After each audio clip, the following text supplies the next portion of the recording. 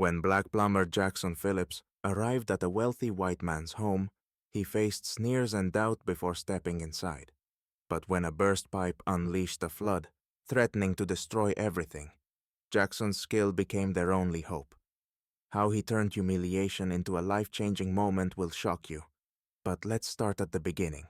Jackson Phillips, a black plumber in his late 30s, parked his well-maintained white van in front of the Wesson residence. The van, with its bold Phillips Plumbing Services logo, stood out against the picture-perfect suburban backdrop of neatly trimmed hedges and identical pastel-colored homes. Jackson stepped out, his strong build and confident stride speaking of years of hard work in his trade. His uniform, a navy blue work shirt tucked into durable jeans, was clean, but bore the marks of a man who wasn't afraid to get his hands dirty.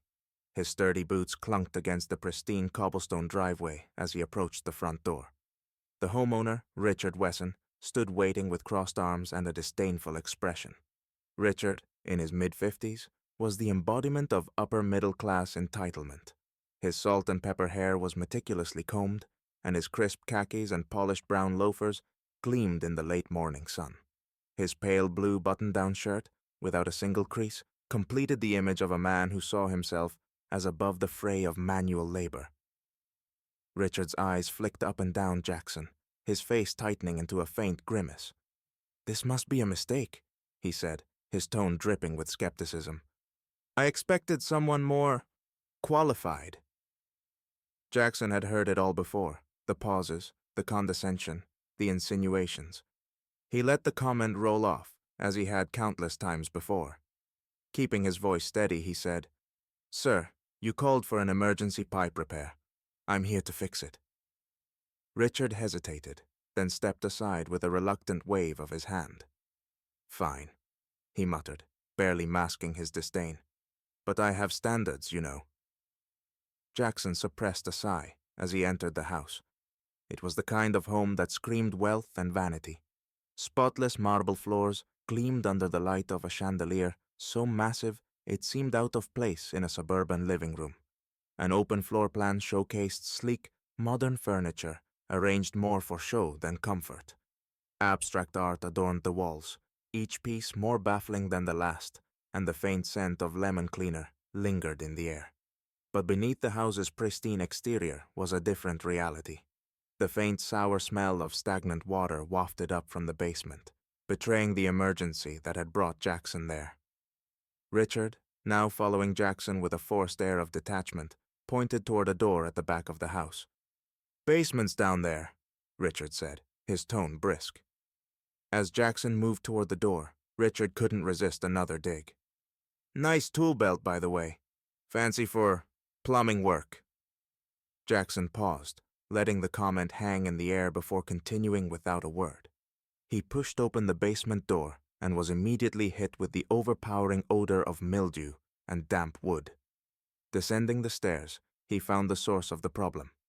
A ruptured pipe spraying water across the room, which was rapidly pooling at the base of the walls.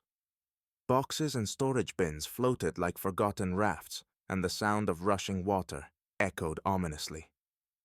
Jackson crouched near the pipe, pulling on his thick gloves. He quickly assessed the situation, noting not only the burst pipe, but signs of deeper issues, corroded joints and cracks in the foundation where water was seeping through. He stood, brushing his gloved hands together, and turned to face Richard, who had hesitated at the top of the stairs, his face pinched. "This isn't a quick fix," Jackson said, his tone calm but firm. "I'll need to shut off the main water line immediately, or the damage will get worse." Richard rolled his eyes, shaking his head as if Jackson's words were a personal affront. "Just do your job," he snapped, already pulling out his phone. As he walked away, his voice echoed down the stairs. "Ridiculous! Amateurs these days can't even fix a simple pipe without drama." Jackson exhaled, the faintest flicker of irritation crossing his face, before he turned back to his work. He'd been through this before, condescension, doubt, and judgment. But he wasn't here for validation. He was here to stop a flood. Jackson crouched near the pipe, his flashlight cutting through the dim, damp air of the basement. The damage was worse than he initially thought. The main pipe had ruptured near the electrical wiring. a volatile combination that could spell disaster. Sparks flickered faintly near the dampened wiring, and Jackson immediately knew he had to act fast. From above, Richard's voice echoed down the staircase. "Can you believe this nonsense?" he bellowed into his phone, clearly speaking to one of his golf buddies. "This guy barely looks like he knows which end of a wrench to hold. I should have just called someone else." Jackson clenched his jaw, focusing instead on tightening the valve to stop the relentless spray of water. His years of experience had taught him to tune out insults like that, but they still stung. He wiped his forehead with the back of his glove, the humid air growing heavier with each passing minute. He noticed Claire standing at the top of the stairs, her hand clutching the railing as she listened to her husband's tirade, her face etched with discomfort and something close to apology. "Ma'am," Jackson called to her calmly, ignoring Richard's ranting. "You might want to step back from the stairs. If the water spreads, it could get dangerous." Claire hesitated, her gaze flitting between Jackson and the staircase. "Richard," she called out softly, "maybe you should come see—" But before she could finish, a loud pop echoed through the basement as the pressure in the pipes surged. A secondary pipe burst violently, sending a geyser of water spraying across the room. Boxes, old furniture, and a soggy rug were instantly soaked, the water climbing quickly past Jackson's boots. "Damn it!" Jackson yelled, springing back as the spray narrowly missed him. He grabbed his tools, shouting up the stairs, "Richard, get down here, now!" Richard's voice cut off mid-sentence. "What the hell is going on down there?" he barked, his footsteps thunderous on the hardwood floors. He appeared at the top of the stairs, his face quickly shifting from irritation to horror as he saw the basement rapidly filling with water. "Richard!" Claire gasped, clutching his arm. "The basement! Your wine!" Richard's gaze snapped to the far wall, where racks of expensive wine stood partially submerged. The labels of his prized collection were peeling, the bottles clinking together as they floated in the rising floodwater. "What the hell are you doing?" Richard roared at Jackson, his face turning crimson. "You're ruining my house! Do you even know what you're doing?" Jackson stood tall, his patience visibly wearing thin. "I told you this was serious," he shot back, his voice even but firm. "You need to let me do my job, or this entire house is going to flood. That means no interruptions, no second guessing, and no—" But Richard didn't wait to hear the rest. Spotting a wrench on the workbench, he grabbed it and stormed toward the spraying pipe. "I'll do it myself!" he shouted, his voice shaking with frustration. "Can't be that hard!" "Sir, don't—" Jackson warned. But it was too late. Richard yanked at the valve, twisting it the wrong way. A loud snap echoed, followed by an even bigger burst of water. The pressure skyrocketed, and water shot up in a violent arc, hitting the ceiling before cascading back down.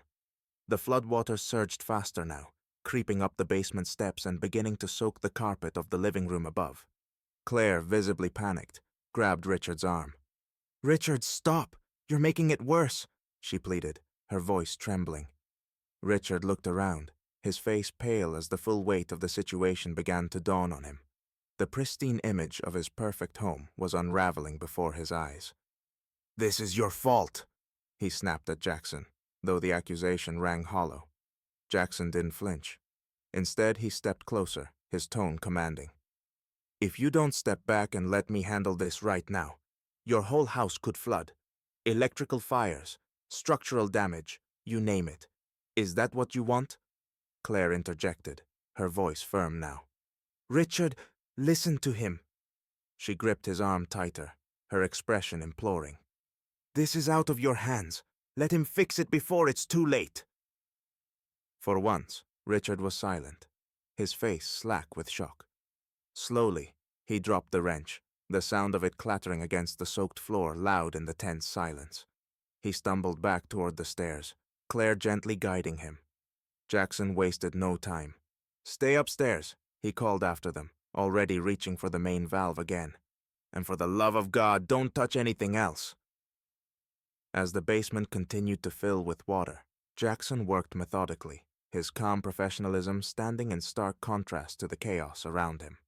Upstairs, Claire watched anxiously, her husband pacing and muttering under his breath. The distant sound of rushing water underscored the unspoken truth. This disaster had been avoidable if only Richard had trusted the expert from the start. Realizing the gravity of the situation, Jackson takes charge. He runs out to the yard to access the main water shutoff valve, wading through the rising water. By now, neighbors have gathered, drawn by the chaos. Phones are out, recording everything. "Need a hand?" asks one neighbor, a man named Marcus who has always been on the receiving end of Richard's snide remarks about his mixed-race family. Together, they manage to turn off the valve, but the damage is done. Water continues to pool in the basement, dangerously close to the electrical panel. Jackson, risking his safety, creates a temporary diversion to prevent an electrical fire. His quick thinking saves not only the house, but possibly the lives of its occupants. Claire watches, her gratitude evident, while Richard stands in silence, his earlier mockery now replaced by an awkward, forced humility. Days later, the insurance adjuster arrives. The damages are extensive, and the claim is rejected due to Richard's own negligence. His attempt to fix the pipe himself was caught on the neighbor's recordings. Worse, the footage of his belittling comments about Jackson has gone viral, sparking outrage online. The Homeowners Association, keen on maintaining its reputation, investigates Richard's behavior. It turns out this isn't his first offense. He has a history of discriminatory complaints against other service workers. The association votes to revoke his lease, citing a pattern of behavior unbecoming of the community's values. Meanwhile, Jackson's business sees a surge in bookings. Claire reaches out to apologize, offering a heartfelt thank you for his courage and professionalism. Jackson accepts the apology with grace, knowing his work and integrity speak louder than Richard's insults ever could. As Richard packs his belongings, neighbors watch from their porches. Marcus gives Jackson a knowing nod. The house on the hill is empty once more, and the community silently agrees. Justice has been served.